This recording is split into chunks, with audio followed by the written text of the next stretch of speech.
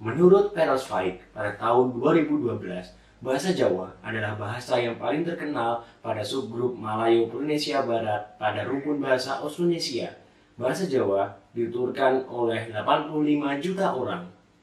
Dengan penutur bahasa daerah terbanyak di Indonesia, bahasa Jawa banyak dituturkan oleh masyarakat Indonesia di Pulau Jawa bagian tengah dan timur. Di sisi lain, Indonesia masih memiliki banyak desa tertinggal yang belum terentaskan. Salah satunya ialah Desa Jarum yang terletak di Kecamatan Bayat, Kabupaten Klaten, Provinsi Jawa Tengah. Padahal, desa ini telah memiliki potensi wisata unggulan yaitu batik dengan warna alam. Izinkan kami memperkenalkan diri dalam membawakan ide bisnis Kampung Jawa. Assalamualaikum warahmatullahi wabarakatuh. Saya Jakfar Siddiq. Nama saya Muhammad Rizky Naufal Afif, biasa dipanggil Naufal.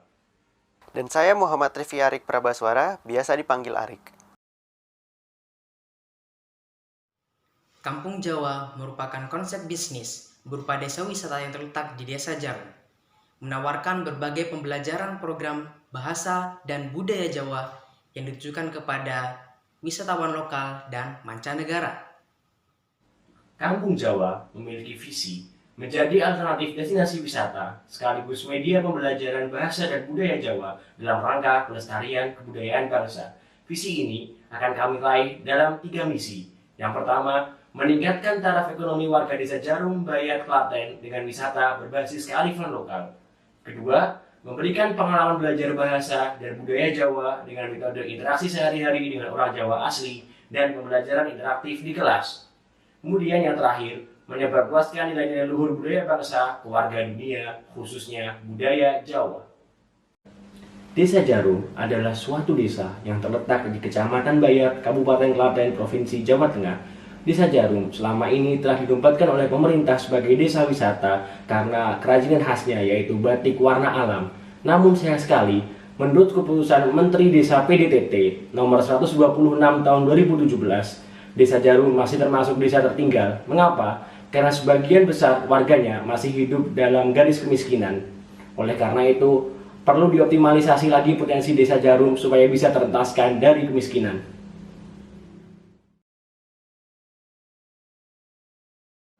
Sekarang kita memasuki analisis lingkungan dalam hal kondisi pariwisata.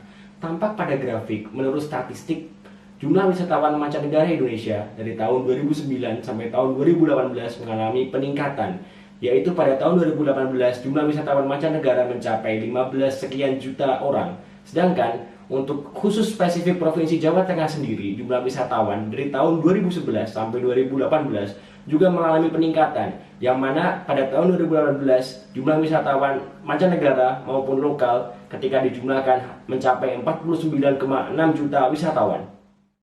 Untuk data wisatawan yang datang ke Kabupaten Klaten pada tahun 2018, berdasarkan data dari Dinas Kebudayaan Pariwisata Pemuda dan Olahraga Kabupaten Klaten, mencapai 365.000 pengunjung.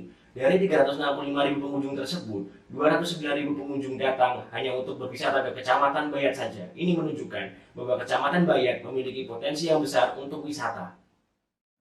Sekarang kita akan membahas tentang kondisi bahasa dan budaya Jawa. Menurut seorang ahli yang bernama Robson, yang mengungkapkan pendapatnya pada tahun 1992, mengapa orang-orang tertarik belajar bahasa Jawa? Karena bahasa Jawa memiliki jumlah mutu yang besar sebagai akses ke suatu budaya yang kaya. Kemudian Robson juga menguatkan pendapatnya dengan mengatakan bahwa bahasa Jawa telah ada sebagai bahasa tulis sejak lebih dari 1000 tahun yang lalu dengan banyak sekali literatur yang dihasilkan, menjadikan bahasa Jawa adalah salah satu bahasa yang utama di Asia. Kemudian ahli lain yaitu Kristal dalam buku karangan Safir Troike tahun 2006 menyatakan bahwa salah satu motivasi orang untuk belajar bahasa L2 atau bahasa kedua adalah keinginan untuk mengetahui lebih lanjut tentang orang-orang dengan budaya yang berbeda dan memiliki akses ke teknologi-teknologi atau literatur-literatur mereka. Maka hal ini mendukung pendapat Robson tadi, orang untuk mempelajari bahasa Jawa. Kemudian ahli lain yang bernama Perosvike tahun 2012 mengungkapkan pendapatnya bahwa bahasa Jawa adalah bahasa yang paling terkenal pada subgrup Malayo-Polinesia Barat pada rukun bahasa Austronesia. Bahasa Jawa dituturkan oleh 85 juta orang dan memiliki sejarah tulis terpanjang di antara bahasa-bahasa Austronesia lainnya. Beralih ke analisis kompetisi, Terdapat kompetitor terdekat dan termirip dengan Kampung Jawa yang kami usulkan, yaitu Sekolah Budaya Jawa yang terletak di Senden, Boyolali, yang notabene berbatasan darat dengan Kabupaten Klaten. Namun, apa kelebihan Kampung Jawa dibanding Sekolah Budaya Jawa tersebut? Yang pertama, Kampung Jawa memfokuskan diri ke pembelajaran bahasa Jawa dan ke kerajinan budaya khas Desa Jarum Bayat Klaten, yaitu batik warna alam. Kemudian, di Kampung Jawa, selain diajarkan bahasa sebagai medium perantara komunikasi lisan, juga kami ajarkan secara tulis dengan pula mengajarkan aksara Jawa.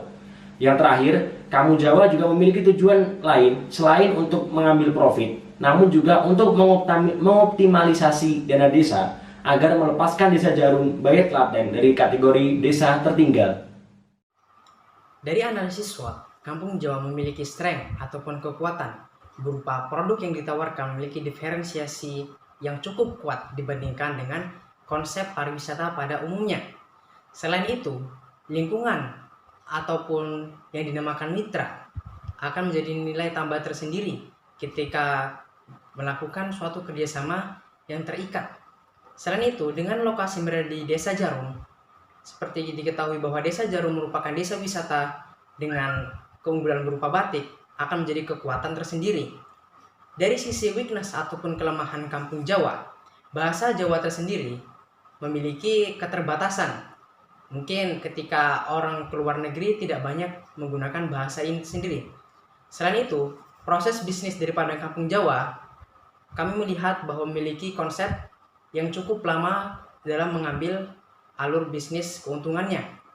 Dari opportunities ataupun peluang dari Kampung Jawa tersendiri, minat ataupun kesadaran terhadap budaya pada saat ini terbilang memiliki peningkatan ataupun memiliki nilai yang cukup besar.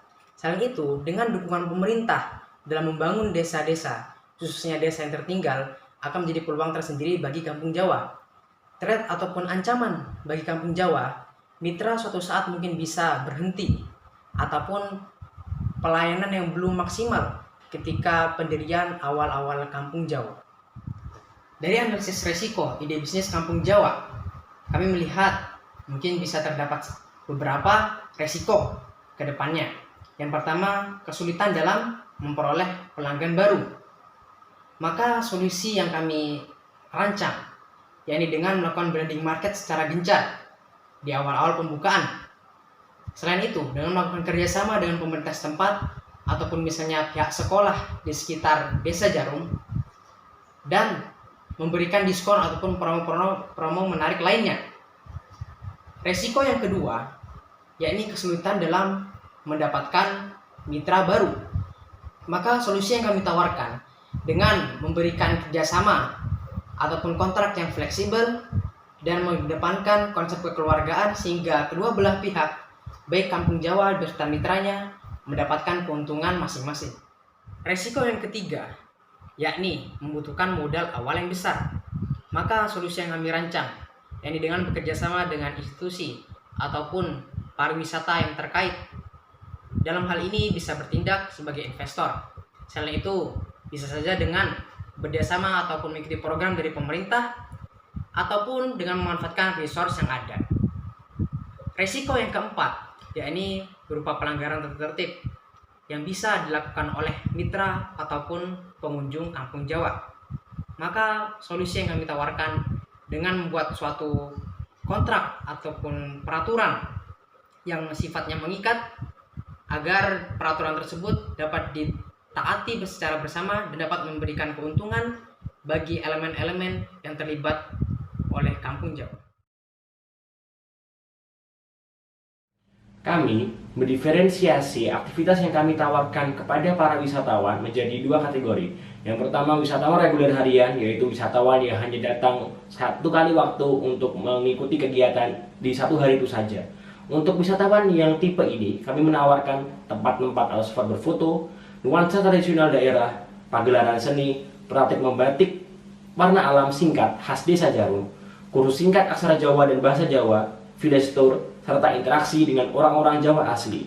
Kemudian kategori wisatawan kedua adalah wisatawan inap, yang mana telah kami jelaskan dalam proposal kami dalam bentuk paket Arjuna, yaitu paket 7 hari, menginap live-in bersama warga.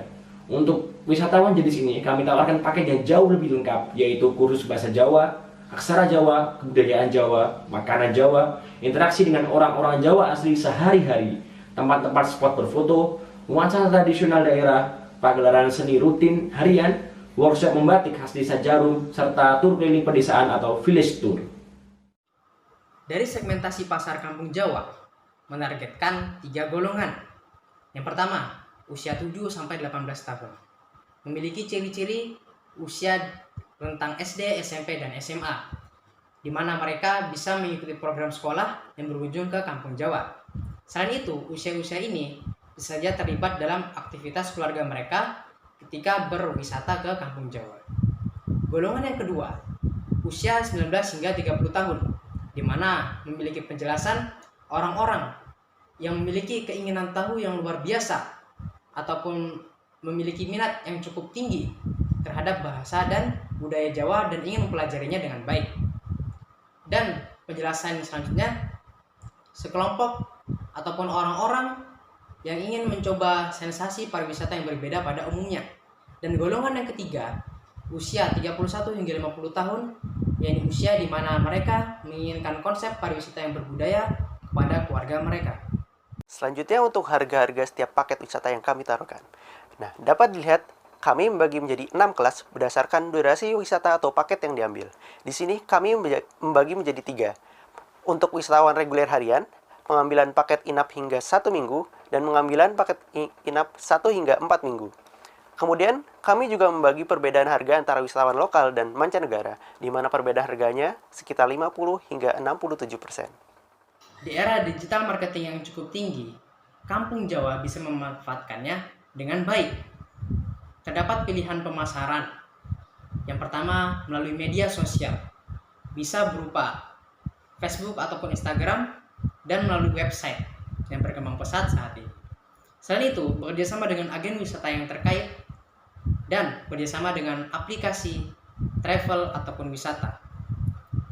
Pembicaraan ataupun pengaruh orang-orang yang telah mengunjungi kampung Jawa bisa menjadi nilai dukungan dalam memasarkan kampung Jawa itu sendiri. Untuk perhitungan biaya, pertama, untuk biaya awal, berdasarkan perhitungan yang kami lakukan, dibutuhkan modal sekitar 750 juta rupiah untuk pendirian kampung Jawa. Biaya tersebut digunakan untuk keperluan pembangunan infrastruktur, pengadaan aset, dan juga biaya marketing awal. Untuk infrastruktur, kami berusaha meminimalisir biaya dengan juga memanfaatkan infrastruktur yang telah ada di Desa Jarum. Contohnya, pengadaan kerjasama ke rumah-rumah warga untuk dijadikan homestay. Kemudian untuk biaya operasional. Di sini kami membagi 2 jenis, yaitu biaya operasional tetap dan biaya operasional variabel. Untuk biaya operasional tetap, kami mengestimasi kebutuhan biaya sekitar 29 juta per bulannya untuk gaji karyawan, biaya listrik, air, pemasaran, dan lain sebagainya. Untuk biaya operasional variabel, kami mengestimasi kebutuhan biaya sekitar 590.000 per wisatawan per minggunya. Untuk biaya operasional variabel ini, kami gunakan pemodelan biaya dengan asumsi pada wisatawan yang mengambil paket wisata inap selama 1 minggu. Selanjutnya, proyeksi pendapatan. Masih menggunakan asumsi modal yang sama, yaitu untuk wisatawan yang mengambil paket wisata inap selama 1 minggu, yang mana detailnya dapat dilihat pada slide, kami memproyeksikan pendapatan kotor dari setiap wisatawan sebesar 2,1 juta rupiah per orangnya, yang didapat dari penjualan paket wisata, penginapan, dan penjualan souvenir.